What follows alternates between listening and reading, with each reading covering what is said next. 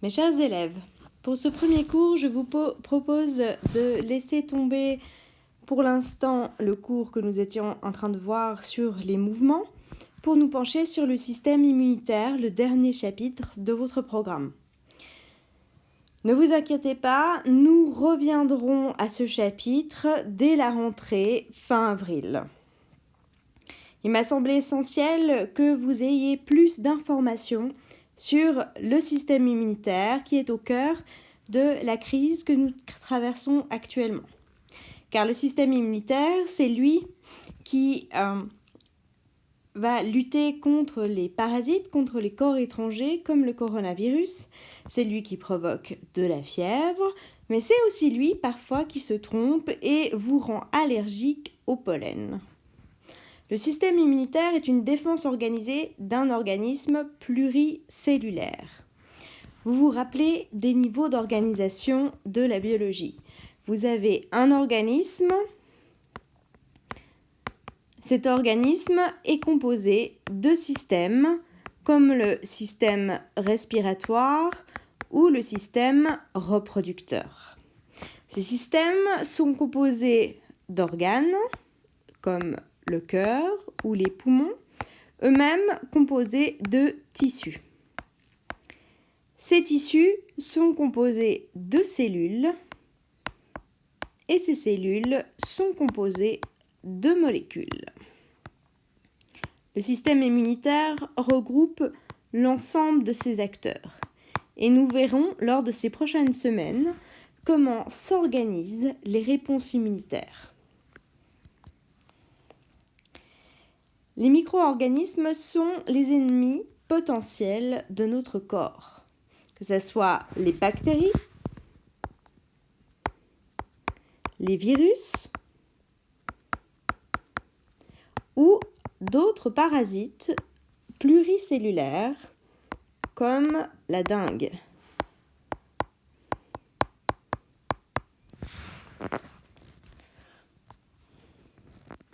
Le corps est un écosystème idéal pour le développement des micro-organismes. Il a une température constante de 37 degrés, un pH d'environ 7 degrés dans les tissus.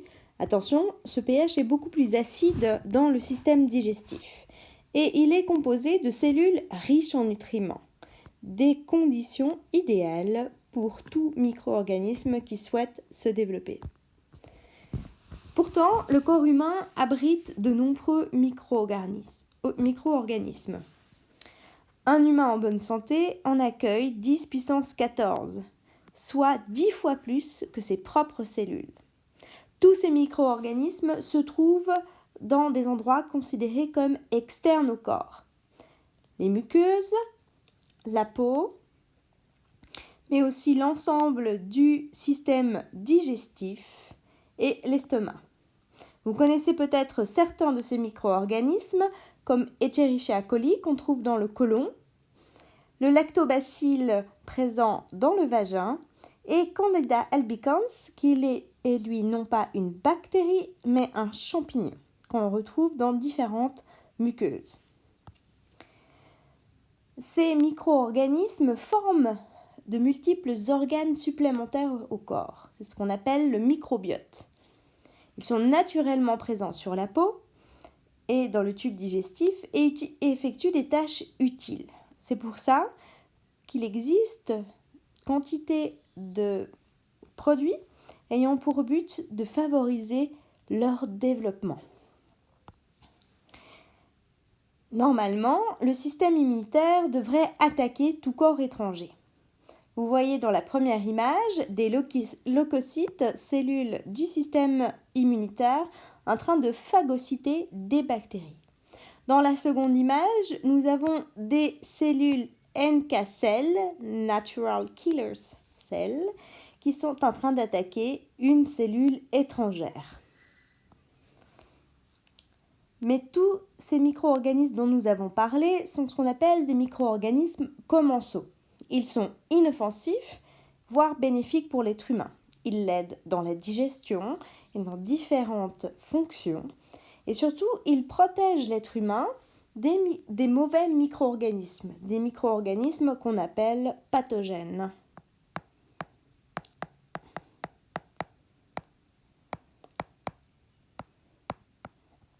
Cette protection est due au fait que les micro-organismes occupent toutes les niches extérieures du corps humain, empêchant ainsi les mauvais micro-organismes de s'y développer.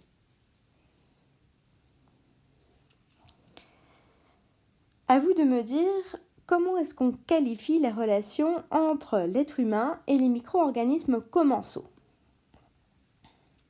Il s'agit évidemment d'une symbiose, puisque cette relation remplit les deux conditions essentielles à la symbiose.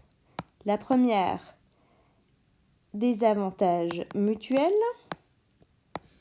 et la seconde, que cette association est renouvelée à chaque génération. En effet, le nouveau-né, lorsqu'il arrive... Je recommence. En effet, les nouveau-nés n'ont pas de micro-organismes. C'est lors de l'accouchement que les micro-organismes se mettent à coloniser leur peau et aussi leur tube digestif. Cette fonction est tellement essentielle que les nouveau-nés venus par césarienne reçoivent des bandelettes remplies de micro-organismes commensaux pour coloniser leur tube digestif, sans quoi leur digestion serait affectée. Les bases des relations symbiotiques sont toujours les mêmes. On doit avoir donc des avantages mutuels, des bénéfices mutuels. Qu'en est-il dans ce cas? Les micro-organismes commensaux apportent protection et aident dans certaines fonctions que nous ne développerons pas ici à l'être humain. L'humain, lui, apporte des nutriments, mais aussi un lieu de vie idéal pour les micro-organismes commensaux.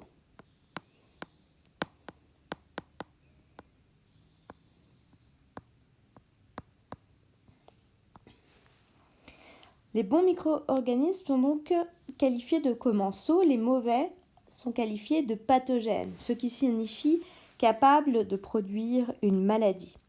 Il arrive que des micro-organismes commensaux deviennent pathogènes s'ils colonisent des milieux dans lesquels ils ne devraient pas se trouver.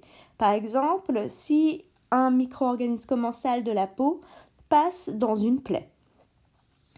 On appelle alors ces micro-organismes des micro-organismes pathogènes opportunistes. À chaque endroit de notre corps, on va trouver des bons et des mauvais micro-organismes, par exemple dans notre tube digestif. Certains nous aidant à digérer notamment et d'autres créant intoxication et infection. Le système de défense humain. Le système de défense humain est appelé système immunitaire. Il est formé de plusieurs lignes de défense. Nous en verrons 3, dont la première aujourd'hui. Le système immunitaire humain est adaptatif, c'est-à-dire qu'il est capable d'adapter sa réponse immunitaire à de nouveaux pathogènes. La première ligne de défense.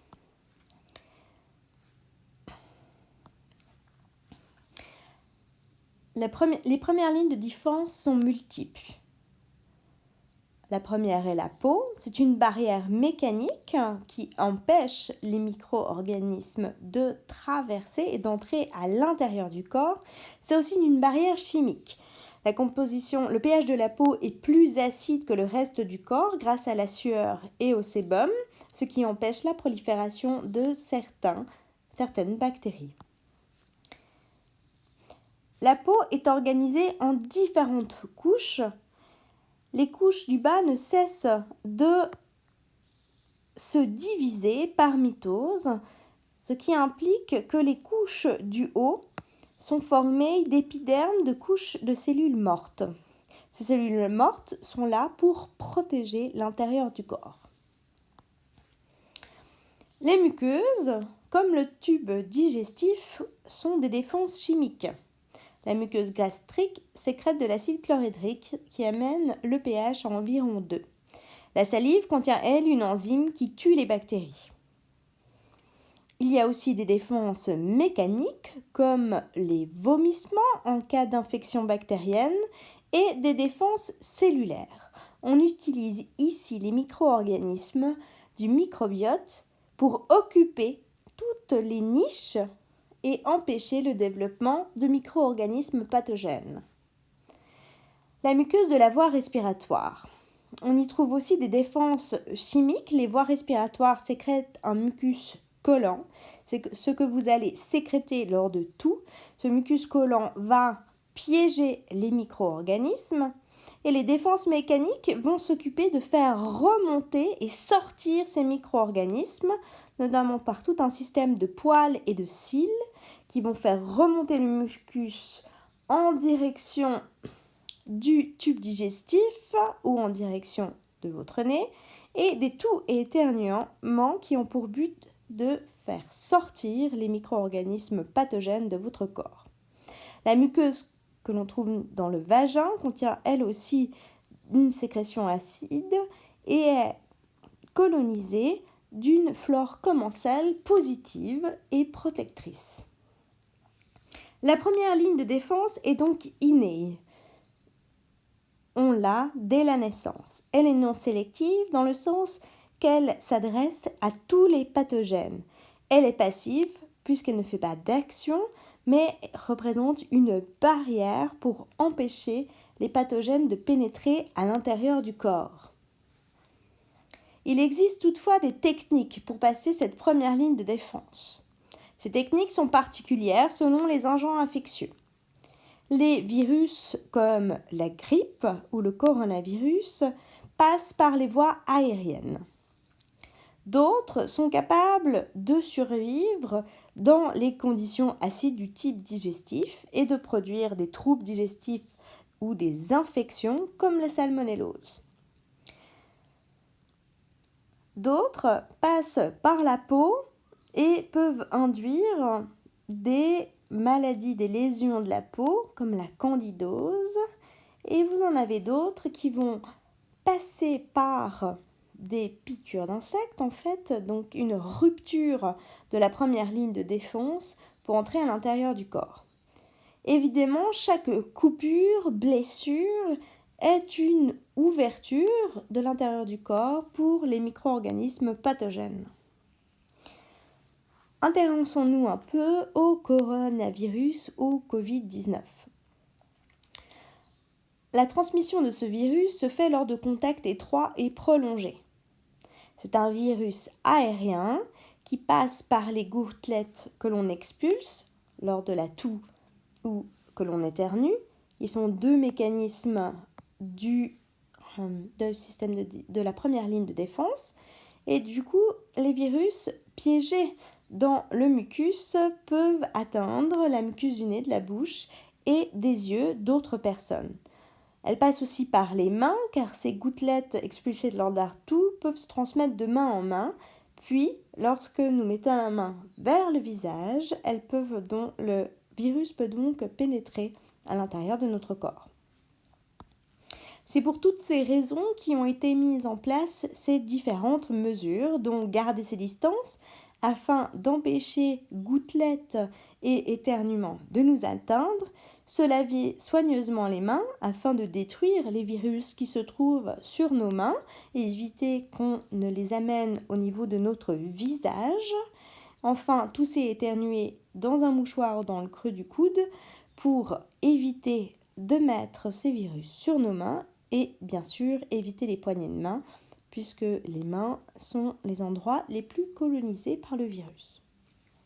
Deuxième ligne de défense, c'est ce que nous verrons la semaine prochaine. La deuxième ligne de défense est interne au corps. C'est notamment la réaction immunitaire, la fièvre. Elle implique des cellules et des molécules que nous verrons en détail. La seconde ligne de défense est celle qui se met en place dès l'entrée d'un micro-organisme pathogène à l'intérieur du corps. La troisième ligne de défense est-elle une défense adaptative, c'est-à-dire qu'elle est capable d'adapter sa réponse en fonction du pathogène. C'est ce que nous verrons lors de la troisième semaine.